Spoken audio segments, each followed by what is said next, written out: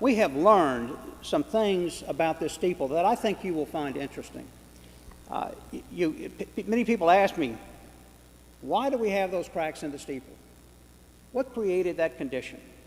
We look at other steeples around Charleston, masonry steeples similar to this, and they don't have those long vertical cracks. Well, I think we now know.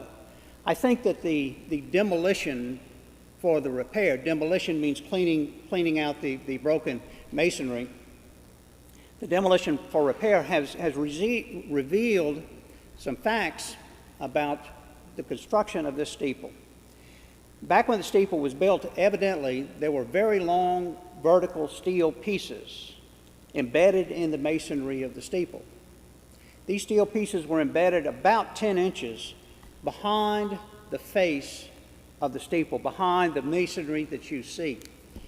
Now, that steel has rusted. That steel, back in, you could imagine, 210 years ago, the best steel available was a high carbon steel, somewhat similar to perhaps they were using in railroad tracks or something else like that. A high carbon steel is very much subject to rusting. When steel rusts, it expands. And the way it expanded, of course, in this instance, was it expanded outward, and hence we have cracks, and it damaged the masonry surface of the bell tower. Does that mean it's about to fall down? No. The bell tower is 90 inches thick, 7.5 feet thick. Even at the very top, it's 7.5 feet thick. It may be thicker at the bottom, I don't know, but it's 7.5 feet thick. Let's deal with that. And the steel is 10 inches behind the face of the bell tower. So I'm of the opinion that what we're looking at there, and in general agreement, is really a cosmetic cracking. It doesn't mean the bell tower is coming down. Now, does it need to be repaired? Yes, it does. As a matter of fact, there's a rather significant bulge in that masonry that's right on the front of the church. You got that big round window that's above the portico. Right around that area, there's going to have to be more masonry is going to have to be demoed from that. What does that mean? That means it's going to look worse before it looks better. But here's the good news. The good news is we know what caused it and we know how to repair it.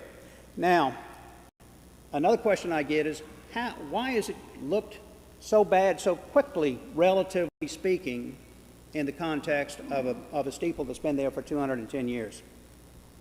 We think we know why. In 1960, this building burned, and it was repaired, gloriously repaired, and the building, of course, was painted. The architect specified a paint that was an elastomeric paint. Now, what is that? Basically, it's liquid plastic, and it was a new and innovative product, kind of like I described the steel in 210 years ago, and that was what was applied on the steeple. Then, after Hurricane Hugo, the same architect specified the same paint, and another coat of elastomeric was put on it. Now, what happens? Just think about this. This is easy to understand. So you have plastic on the outside of that masonry. The masonry gets wet. Masonry absorbs water, somewhat like a sponge, but masonry absorbs water. Now, what normally happens is that water moves out of the masonry, dissipates through the masonry skin. In this case, the water could not dry out. The masonry could not dry out because the plastic held it in place. Now, what did that do? That kept the steel wet, which meant the steel rusted even worse. So from 1960 to today, we've had a condition in the masonry that was a fertile ground for the cracks you see now. The report that we received from the bell tower, from the contractor, is that he is removing the elastomeric paint very successfully without harming the underlying, stucco facade, if you would. And I think that is probably the most important thing we're doing for the long-term preservation of the bell tower that can be done. I'm very, very pleased about that.